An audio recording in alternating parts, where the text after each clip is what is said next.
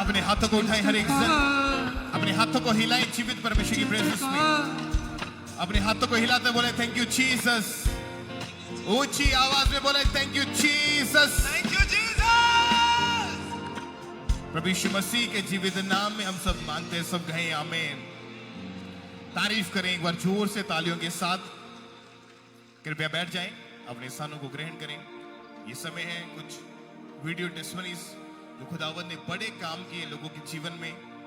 परमेश्वर ने हील किया, बीमारियों से चंगाई दी है, दुष्ट आत्माओं के बंधनों से छुटकारा दिया और लोगों के जीवन में परमेश्वर ने एक बड़ा कार्य किया। तो आइए सब जन आराम से अपने स्थानों पे ऊपर बैठते हुए, आत्मा में रहते हुए, आइए हम इन वीडियो टेस्टिमनीज को देखते हैं।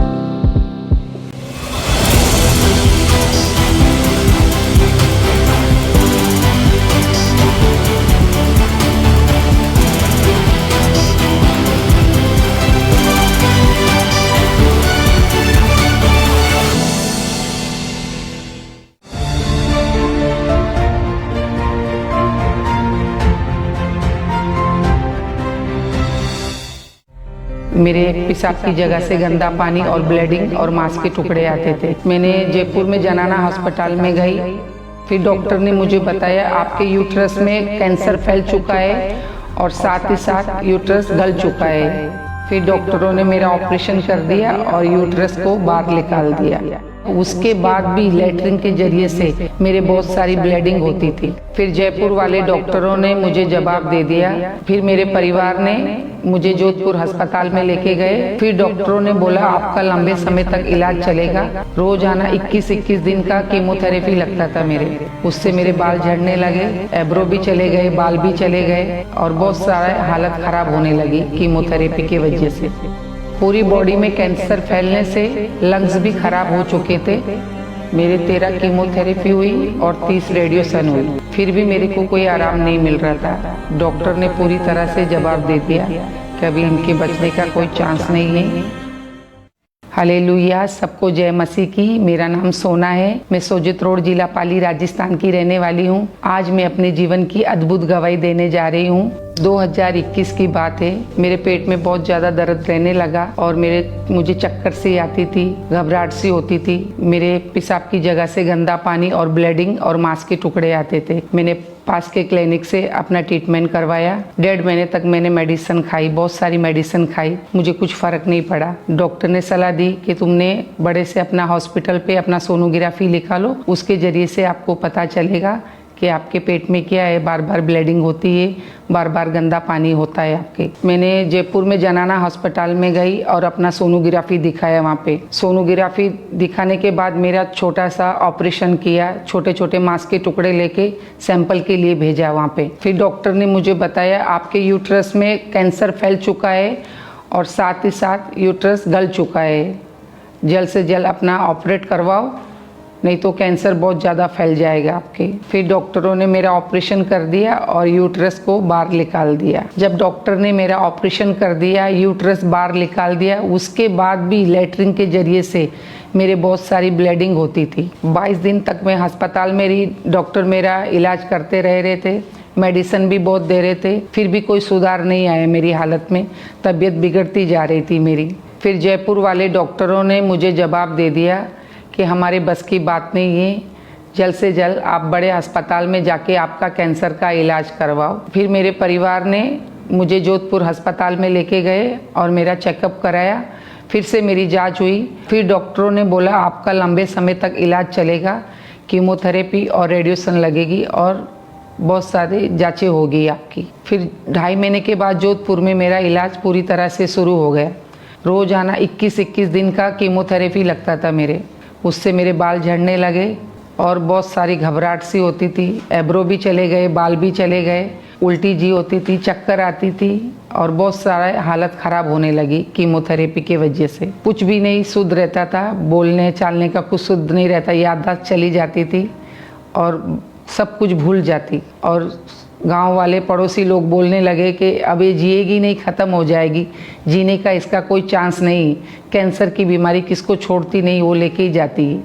जवाब आ गया था पूरी तरह से। डॉक्टरों ने भी बोल दिया कि तुम्हारी माँ का सेवा करो, इनको खिलाओ पिलाओ और इनकी सेवा करो, बच्चे लोग को बोला डॉक्टरों ने। जब मेरी ऐसी हालत थी, पूरी तरह से मैं बेड पे थी और बच्चे लोग मुझे संभालते थे, जैसे मेरा लड़का मेरे कपड़े धोना, मेरा बिछौना करना, मेरे खाना बना के देने का, और पूरी तरह से मेरी सेवा मेरा लड़का कर रहा था और मेरी लड़की। मैं इतना बुरा फील होता था मुझे कि कहने की बात नहीं, कि मेरे बच्चे मेरा इलाज करवा रहे, मेरी देखभाल कर रहे और कंडीशन इतनी ख़राब थी कि पैसे तो थे ही नहीं, किसी से उधार मांग मांग के मैं अपना इलाज करवाती रही। मैं ये सोचती थी अगर मेरे कुछ हो गया तो मेरे बच्चों का क्या होगा। मेरे बेटे की तो शादी हो गई थी, बेटी की शादी नहीं हुई थी। अगर मेरे कुछ हो गया तो मेरी बेटी की शादी कैसे होगी। बस सोच सोच के परेशान होना, क्या होगा मेरी डेथ होने के बाद, मेरे बच्चों का क्या होगा, ये कैसे संभालेंगे अपने आप को, ये तो टूट जाएगी बिल्कुल, मेरे बाद इनका कोई नहीं है, अगर मैं ख़त्म हो गई तो इनका कोई नहीं है। ये सोच सोच के बहुत परेशान होती थी मैं। एक तरफ मुझे कीमोथेरेपी लग रही थी, एक तरफ मुझे रेडिएशन लगती थी और उसके बाद मेरी हालत ख़राब होने लगी, जैसे उल्टी होना, जी घबराना, घबराहट सी होना, नींद नहीं आना और बात बात पे सोचते रहने का, क्या होगा क्या नहीं होगा, कुछ भी हो सकता है, कैंसर की बीमारी कुछ भी हो सकता, कभी भी मौत हो सकती है। पूरी बॉडी में कैंसर फैलने से लंग्स भी ख़राब हो चुके थे और बहुत ज़्यादा घबराहट सी होती, सांस नहीं ले पाते थे और घबराहट सी होती थी, बहुत ज़्यादा चक्कर भी आती थी, सर में दर्द भी रहता था। जब मैं बेड पे पूरी तरह से हो गई तो मेरे बच्चे हर जगह जाके कहीं से पैसे उधार लेके मेरा इलाज करवा रहे थे और इन लोगों की ऐसी हालत हुई कि कोई पैसे भी इनको उधार नहीं देते। इन लोग को कोई कमाने वाला तो है ही नहीं, सब कुछ मेरे ऊपर ही था।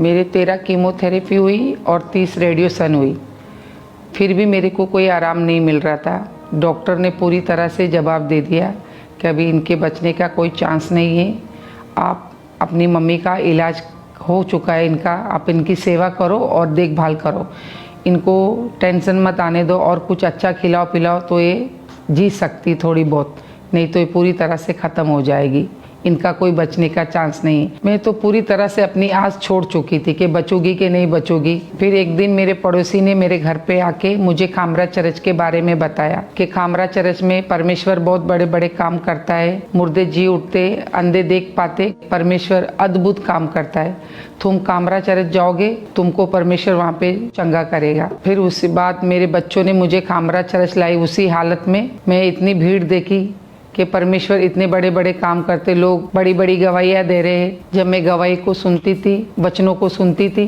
पर यहाँ पे आने से मुझे इतना विश्वास हुआ कि मैं यहाँ से ठीक हो सकती हूँ। फिर मैं दूसरी मीटिंग में प्रभु को अपना जीवन दे दिया। पहली बार आई तो मैं झूमने नाचने लगी, प्रभु की आराधना करने लगी। फिर दूसरी मीटिंग में आई, मैंने प्रभु को अपना जीवन दे दिया, मैंने अपना बपतिस्मा लेके प्रभु को अपना जीवन दे चुकी हूँ। फिर मैं लगातार चर्च से जुड़ गई और मीटिंग को अटेंड करने लगी। फिर मैंने 15 अक्टूबर 2023 को जब प्रभु के दास ने कैंसर के रोगी के लिए प्रार्थना की, मैं उसकी प्रार्थना को पूरी फेथ के साथ, विश्वास के साथ रिसीव किया। सब तरह का कैंसर आपकी बॉडी को छोड़ के जाए, सब तरह का कैंसर को बॉडी को छोड़े और निकले राइट नाउ, छोड़ दे आपकी बॉडी को राइट नाउ, हर तरह की बीमारी यीशु के नाम में, होली गोस्ट। जैसे ही मैंने इस प्रार्थना को रिसीव किया, मेरा शरीर झंझनाहट होने लगा, मैं पवित्र आत्मा से भर गई। जब मैंने प्रे को रिसीव करने के बाद मेरा दोबारा से मैंने जांच करवाई, डॉक्टर हैरान हो गए कि कैसे आप ठीक हो गए, आपके तो कोई बचने के कोई चांस नहीं थे, जवाब आ गया था आपका पूरी तरह से, तो आप कैसे जी गए। तो मैंने बोला मेरे डॉक्टर जीसस है जो मुझे जिलाया, मैं उसी को ही मानती हूँ। उसके साथ साथ मुझे ब्लीडिंग होना भी बंद हो गया, अच्छे से मेरा खाना पच रहा है, अच्छे से मैं वॉशरूम भी जा रही हूँ। जब लोग मुझे देखते थे पहले कि इनके बचने के कोई चांस नहीं है, तो ख़त्म हो जाएगी, जब अब मुझे देखते लोग तो बोलते हैं कि आपका परमेश्वर है, सचमुच अद्भुत काम किया आपके जीवन में, मरे हुए में से आपको जिलाया परमेश्वर ने। मैं बहुत खुश हूँ और मेरे परिवार भी बहुत खुश है। मेरी बेटी की इतने सालों से शादी भी नहीं हो रही थी, प्रभु में आने से मेरी बेटी की शादी भी हो गई। मेरे बेटे को 3 साल से बच्चे नहीं हो रहे थे, प्रभु में आने से मेरे बेटे को बेटा भी हुआ और मेरे पोते का नाम मैंने सैमुअल रखा है। अभी मैं पूरी तरह से ठीक हूँ, कैंसर के रोगों से पूरी तरह से आज़ाद हूँ और पूरा काम पूरा परिवार में ही संभालती हूँ।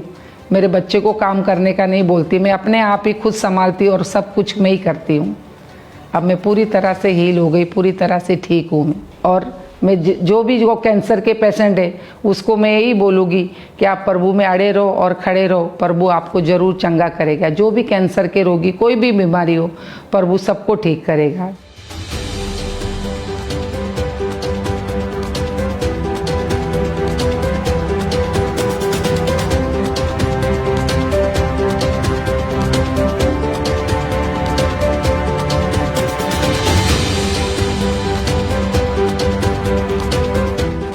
मैं इस बड़ी चंगाई के लिए प्रभु का धन्यवाद करती और प्रभु के दास दासी का धन्यवाद करती हूँ। सबको जय मसीह की।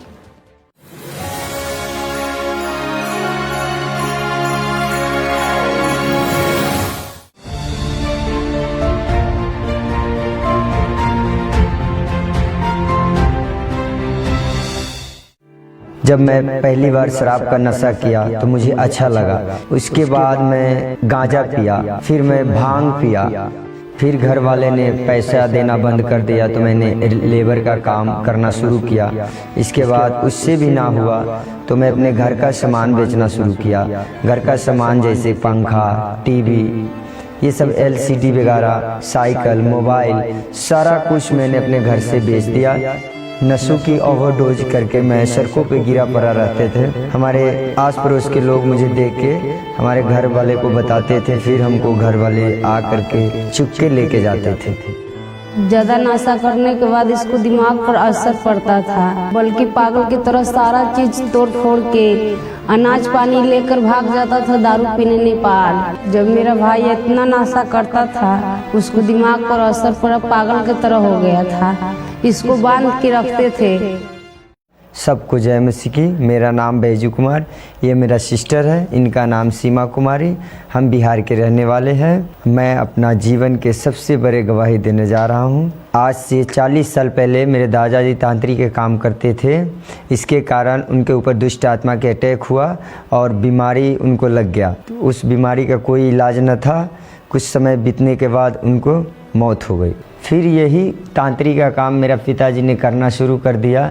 लोग अपने मसलों के लिए हमारे घर आते थे, लोगों का मसला तो हल कर देते थे, बल्कि वही अटैक हमारे घर पे होना शुरू हो गया। जब मैं रात को सोते थे तो शैतानी सपने आते थे, मरे हुए आदमी और सांप मुझे पीछे दौड़ते थे काटने के लिए। उस सपने के बाद मैं काफ़ी डर जाते थे। इसके बाद मैं पूरी रात जाग के रहते थे। मैं बाहर भी जाना तो बहुत डर लगता। इसके बाद मैं काफ़ी घबरा गए।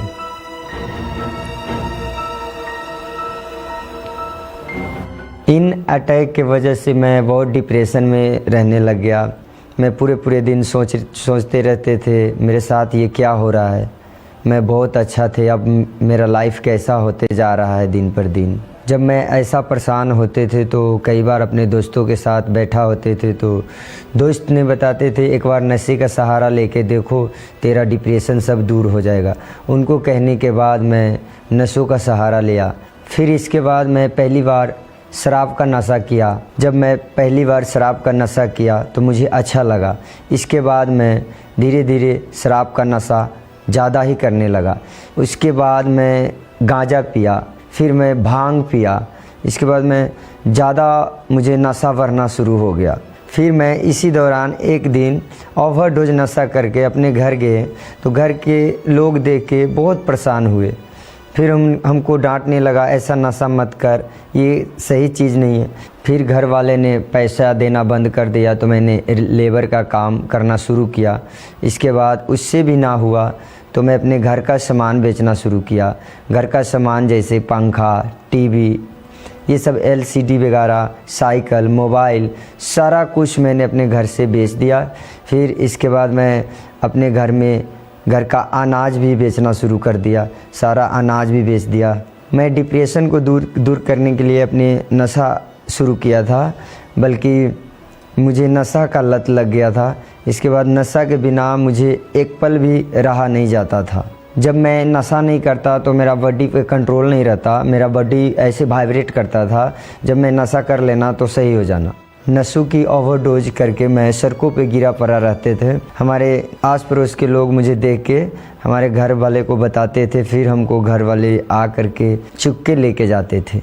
जब हमें लोग बताते थे तो जाते थे लाने, तो उठा के लाते थे तो सारे लोग से बोलते थे कि अति देखो शराबी की करके बैठा है, शराबी शराब पीता है, इसको घर वाला, इसको घर नहीं चल सकता है, से इसको शादी हुआ, इसको बाल बच्चा भी की खाएगा, इसको माँ बाप को कितना ज़िंदगी है खिला सकेगा।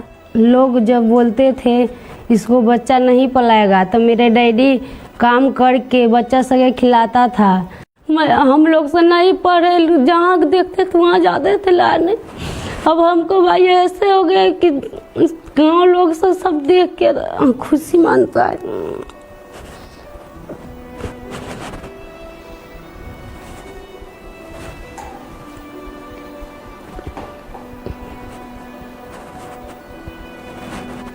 हम लोग कहते थे हम सबके शादी नहीं होगा, कौन खिलाएगा, पेट तो चलता है नहीं है, शादी ब्याह कहाँ से होगा। मेरा सपना था कि मेरा एक भाई है, मैं पढ़ सकूं, लेकिन हमको पढ़ नहीं पाए। हम काम करते करते सारे दिन रहते थे। मैं बोलता था मैं नहीं, एक पापा कहाँ से खिलाएगा बच्चा सके। मैं बहुत काम करते थे कि बल्कि हमको सुख नहीं हुआ कि हमको भाई अपना पैसा से खिला सके।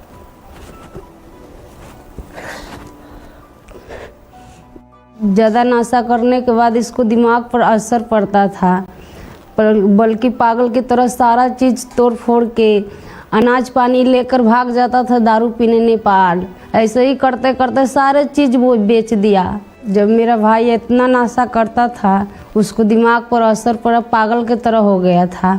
इसको बांध के रखते थे, थोड़ा भी खोलते से भाग जाता था। सब कुछ तोड़ फोड़ देता था, हम सब के भूल जाता था, माँ बाप को सारे के भूल जाता था। जब थोड़ा सी बाहर निकलता सी कैमरा से तो भाग जाता था दारू पीने। लोग सबसे मांगने लगता था कि हमें शराब दो पीने के लिए, नहीं देता था। रोड पर गिरा पड़ा रहता था, वो भी उठा कर पी लेता था, किसी को छीन के भी पी लेता था। जब लोगों से मांगने जाता था ना दारू, जब लोगों के दरवाजे खटखटाते से बाहर जाके, तब लोगों इसको मारने लगता था, पीटने लगता था। कई बार लोगों ने पुलिस को फ़ोन कर देते थे, पर लोगों ने पुलिस बुलाया, पुलिस 2 बार जेल कर दिया।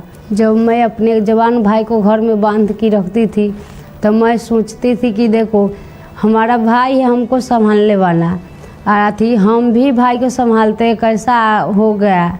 मैं सोचती रहती थी कब मेरा भाई ठीक होगा। कोई भी रिश्तेदार से नहीं आता था कि कहाँ मैं जाऊँ, उसको घर तो शराबी है, उसको बेटा तो पी के बउआता रहता है। लोग नहीं आते थे हमको घर, बोलता था कि ये पागल है, पागल के घर में कैसे जाऊँ। ऐसे ही हालत देख के कोई विश्वासी ने बताया खमरा चर्च के बारे में। खमरा चर्च लेकर जाओ, बड़े बड़े काम होता है, अद्भुत चमत्कार करता है प्रभु। जब मैं खमरा चर्च आना शुरू किया तो मैं गवाहियों को सुना, मेरा विश्वास परमेश्वर के ऊपर हुआ। इसके बाद मैं लगातार आना शुरू किया। जब मैं खमरा चर्च आते थे, प्रभु के दास प्रभु को वचनों को बताते थे तो मैं सुन के बहुत शांति महसूस करते थे। फिर 24 मार्च 2024 को मैं खमरा चर्च आया, प्रभु के दास फायर प्रेयर को किया, हमने उस फायर प्रेयर को रिसीव किया। यीशु मसीह के नाम में चंगे हो जाओ और आजाद हो जाओ, नशे के रोगों से आजाद हो जाओ। आमीन। ऊंचा ये आशीष आपकी है। मैंने कहा आमीन। ऊंचा ये आशीष आपकी है।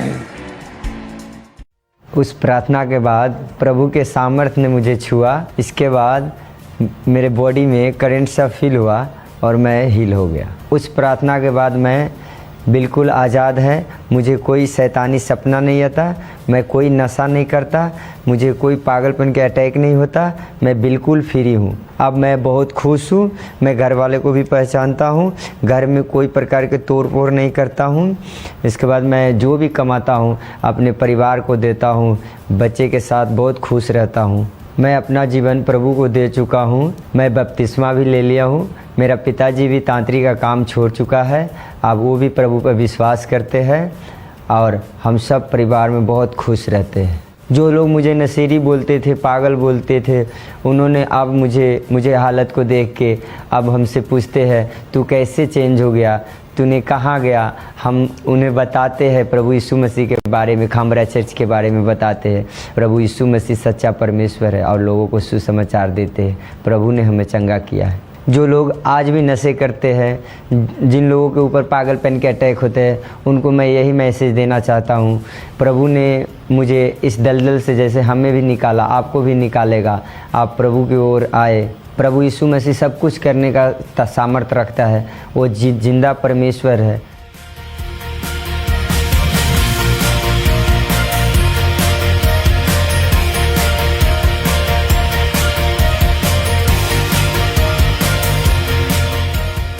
इस बड़े छुटकारे और नए जीवन के लिए प्रभु को हम धन्यवाद करते हैं। प्रभु को दास और दासी को धन्यवाद करते हैं। सबको जय मसीह की।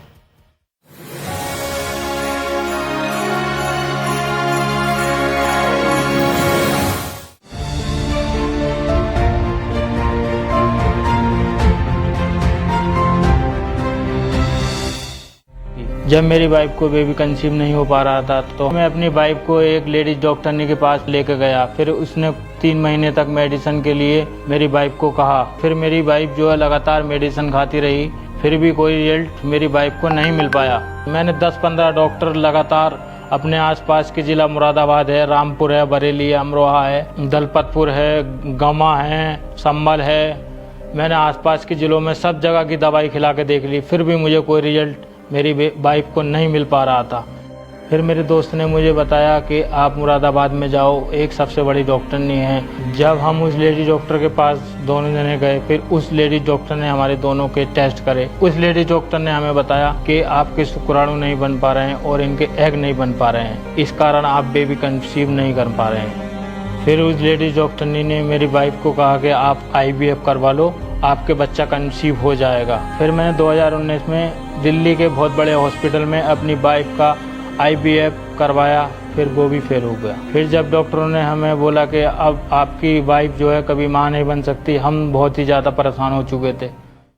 हालेलुया, सबको जय मसीह की। मेरा नाम सुनील कश्यप है और ये मेरी वाइफ है, इसका नाम सरोज है। हम यूपी जिला मुरादाबाद के रहने वाले हैं और आज हम अपने जीवन की अद्भुत गवाही देने जा रहे हैं। मार्च 2014 में हमारी शादी हुई। शादी के कुछ दिनों बाद मेरी वाइफ को दुष्ट आत्मा के अटैक होने लगे। जब मेरी वाइफ सोती थी तो इसे सड़े गड़े फल दिखाई देते थे और जैसे इसके साथ कोई दुष्ट आत्मा अटैक कर रही है। फिर मेरी वाइफ ने मुझे बताया, लेकिन मैंने इन चीज़ों को इग्नोर कर दिया। फिर मैंने अपनी वाइफ को समझाया कि इन चीज़ों पे विश्वास मत करो। इस दौरान हमारी मैरिज लाइफ बहुत अच्छी चल रही थी। फिर कुछ समय के बाद हमने बेबी के लिए प्लान करा तो हमारी वाइफ बेबी कंसीव नहीं कर पा रही थी। जब मेरी वाइफ को बेबी कंसीव नहीं हो पा रहा था तो हमने दोनों जनों ने सलाह की थी कि किसी डॉक्टर के पास जाएं और बेबी के लिए प्लान शुरू करें। फिर मैं अपनी वाइफ को एक लेडीज डॉक्टरनी के पास लेकर गया। फिर उसने 3 महीने तक मेडिसिन के लिए मेरी वाइफ को कहा। लेडीज डॉक्टर ने जब वो मेडिसिन के लिए बोला मेरी वाइफ को खाने के लिए, फिर मेरी वाइफ जो है लगातार मेडिसिन खाती रही, फिर भी कोई रिजल्ट मेरी वाइफ को नहीं मिल पाया। फिर जब मेरी वाइफ को पहले डॉक्टर से कोई रिजल्ट नहीं मिला, फिर किसी ने मुझे एक मुरादाबाद के अच्छे डॉक्टर के पास जाने के लिए किसी ने मुझे सलाह दी कि आप उस डॉक्टर के पास चले जाओ। फिर मैं और मेरी वाइफ उस डॉक्टर के पास गए कि फिर उसने भी मेरी वाइफ को मेडिसिन खाने के लिए कहा। फिर मेडिसिन खाई, फिर उससे भी कोई फ़ायदा नहीं हुआ। फिर मुझे कोई रिजल्ट नहीं मिल पा रहा था। मैंने बहुत पैसा फूंका, फिर भी मुझे कोई रिजल्ट नहीं मिला। मैंने 10-15 डॉक्टर लगातार अपने आसपास के ज़िला मुरादाबाद है, रामपुर है, बरेली है, अमरोहा है और दलपतपुर है, गमा है, संभल है, मैंने आसपास के ज़िलों में सब जगह की दवाई खिला के देख ली, फिर भी मुझे कोई रिजल्ट मेरी वाइफ को नहीं मिल पा रहा था। मैं बहुत ज़्यादा परेशान हो गया था। ऐसे ही करते करते काफ़ी टाइम हो चुका था, साल के साल बीतते चले जा रहे थे। हम दोनों जने बहुत परेशान हो चुके थे, फिर भी बेबी कंसीव नहीं हो पा रहा था। फिर मेरे दोस्त ने मुझे बताया कि आप मुरादाबाद में जाओ, एक सबसे बड़ी डॉक्टरनी है, आपको उससे रिजल्ट मिल जाएगा। काफ़ी लोगों को उससे रिजल्ट मिला है। जब हम उस लेडी डॉक्टर के पास दोनों जने गए, फिर उस लेडी डॉक्टर ने हमारे दोनों के टेस्ट करे। उस लेडी डॉक्टर ने हमें बताया कि आपके शुक्राणु नहीं बन पा रहे हैं और इनके एग नहीं बन पा रहे हैं, इस कारण आप बेबी कंसीव नहीं कर पा रहे हैं। और इसके साथ साथ उस लेडी डॉक्टरनी ने बताया कि आपकी वाइफ का बच्चेदानी का मुंह बहुत छोटा है। फिर उस लेडी डॉक्टरनी ने मेरी वाइफ को कहा कि आप IVF करवा लो, आपके बच्चा कंसीव हो जाएगा। फिर मैंने 2019 में दिल्ली के बहुत बड़े हॉस्पिटल में अपनी वाइफ का IVF करवाया, फिर वो भी फेल हो गया। फिर जब डॉक्टरों ने हमें बोला कि अब आपकी वाइफ जो है कभी माँ नहीं बन सकती, हम बहुत ही ज़्यादा परेशान हो चुके थे। फिर भी मैंने हार नहीं मानी। मैंने कि चलो कोई ना कोई तो राह ज़रूर निकलेगी। फिर मैं अपनी वाइफ को बहुत सारी अन्य जगहों पर लेके गया, फिर भी वहाँ से कोई रिजल्ट नहीं मिल पाया। मेरा काफ़ी पैसा जो बर्बाद हो चुका था। वंश को लेकर काफ़ी ज़्यादा परेशान होने लगा था मैं और मेरी वाइफ, बहुत ही ज़्यादा परेशान हो चुके थे। अगर किसी का बच्चा देखते थे तो रोना आ जाता था हमें कि हम काश हमारे पास भी बच्चा होता, हम भी उसे खिलाते। IVF के करवाने के बाद मुझे बेबी नहीं कंसीव हो पाया, मैं पूरी तरह टूट गई थी। मेरे हस्बैंड भी, पूरा परिवार हमारा परेशान रहने लगा कि बच्चा नहीं है। बच्चे के बारे में काफ़ी सोचा, फिर हमने सोचा कि शायद गोद ले लें, गोद लेने से शायद हमें खुशी मिल जाए। हमने गोद लेने के बारे में पूरा सोच लिया है कि हम गोद ही ले लेंगे बच्चा, क्योंकि हो नहीं पा रहा था। मेरी वाइफ बहुत परेशान हो चुकी थी और उसके बाद जिस किसी के बच्चे को देखते थे तो वो अपने बच्चे को जो अंदर कर लेते थे, छुपा लेते थे मेरी वाइफ से। फिर मेरी वाइफ ज़्यादा ही परेशान हो चुकी, तो हमें ऐसा लगता था कि हम मरे जाएं तभी अच्छा है, बेबी हमारी ज़िंदगी में नहीं है। तो हम बहुत ही ज़्यादा निराश हो चुके थे। जब मेरी वाइफ ज़्यादा परेशान हो चुकी थी मुझसे, तो कहती थी आप दूसरी शादी कर लो। मैंने इससे बोला नहीं, मैं दूसरी शादी नहीं करूँगा, शादी तो तुझसे ही है, बस यही, चाहे बच्चे हों या नहीं हो, तुझसे ही जीवन बिताऊंगा मैं। फिर हमें एक दिन एक सिस्टर मिली, विश्वासी सिस्टर मिली। उन्होंने हमें खामरा चर्च के बारे में बताया, यीशु मसीह के बारे में हमें बताया, सुसमाचार दिया। फिर उन्होंने हमें बड़ी बड़ी गवाहियों के बारे में बताया। फिर मेरा विश्वास बढ़ा। मैं और मेरी वाइफ पहली बार खामरा चर्च में आए। फिर हमने जो है मीटिंग सुनी और गवाहियाँ सुनी। फिर मुझे विश्वास हुआ कि जब परमेश्वर दूसरों को आशीषित दे रहा है तो मुझे भी यहाँ से आशीषित करके ही भेजेगा। फिर हम लगातार अंकुर नरोला मिनिस्ट्री के साथ जुड़ गए। फिर हमने लगातार मीटिंग अटेंड करनी शुरू कर दी। फिर हम 3 मार्च 2024 को खामरा चर्च में आए, हमने मीटिंग अटेंड करी। फिर प्रभु के दास ने बेबी फ्लैशिंग के लिए और छुटकारे के लिए प्रार्थना की। हमने उस प्रार्थना को दोनों जनों ने रिसीव किया। अपने पेट पे हाथ रखो जो बहने जिनके बेबीज नहीं। आज आप खुदावन की महिमा के लिए बोलेंगी, परमेश्वर मेरे गर्भ को खोल, अपनी महिमा के लिए मैं तेरे नाम की गवाही देने के लिए आऊंगी और जल्दी आऊंगी। भाई भी बोलेंगे, अगर आपकी पत्नियां मौजूद नहीं, अपने पेट पे हाथ रख के खुदावन हमें गर्भ की आशीष दे, मेरे घर को फलवंत कर और मैं गवाही के साथ यहां पे आऊंगा। मैं यीशु मसीह के नाम में भविष्यवाणी करता हूं, जो बच्चे ऑलरेडी हो चुके हैं उनके लिए भी, जो होने वाले हैं उनके लिए भी, कि वो इस दुनिया का ग्रेटेस्ट सीड है, बीज है जो खुदा ने आपको दिया। वो ऐसे कार्य करेंगे दुनिया हैरान होगी इन जीसस ने। मैं अनॉइंटिंग को, ग्रेटेस्ट अनॉइंटिंग को, ग्रेट बनने की एक्सीलेंट अनॉइंटिंग को आपके बच्चों के उस सीड के ऊपर आता हुआ देख रहा हूं। मैं ऊंचाई बरकत आपकी है। और जैसे मेरी वाइफ ने उस प्रेयर को अपने लिए रिसीव किया तो इसे वॉमिटिंग आई। फिर उसके बाद इसका शरीर बहुत ही हल्का हो चुका था। उस प्रार्थना को रिसीव करने के बाद मैं और मेरी वाइफ घर गए। फिर कोई दुष्ट आत्मा का अटैक नहीं आया, नहीं कोई किसी प्रकार का सपना आया। फिर उस प्रेयर के कुछ दिन बाद मेरी वाइफ ने अपना जो है प्रेगनेंसी टेस्ट करा तो मेरी वाइफ प्रेग्नेंट थी। फिर मेरी वाइफ ने मुझे बताया कि मैं प्रेग्नेंट हूँ। फिर मैं बहुत हैरान था कि जो लोग डॉक्टर नहीं कर पाए और परमेश्वर ने मेरे जीवन में काम कर दिखाया।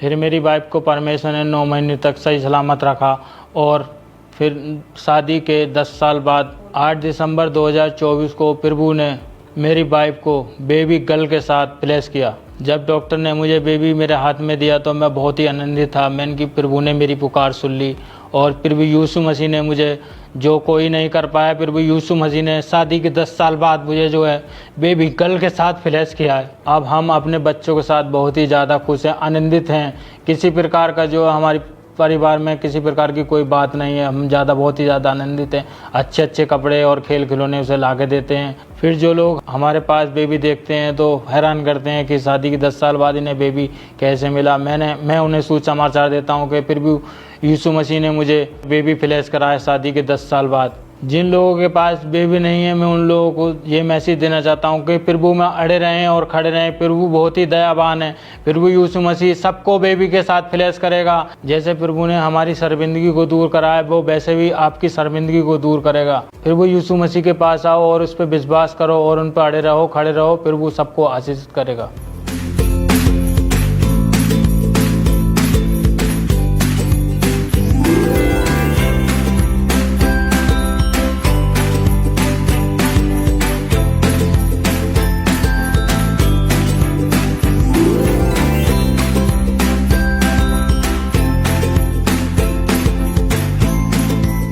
इस बड़ी आशीष के लिए मैं परमेश्वर का धन्यवाद करता हूँ और परमेश्वर के दास और दासी का दिल से धन्यवाद करता हूँ।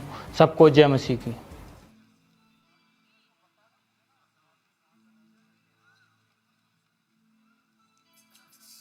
झारखंड के लोग, अगर आपको मेरी आवाज सुनाई दे रही है, एक बार जोर से बोलो प्रभु यीशु मसीह।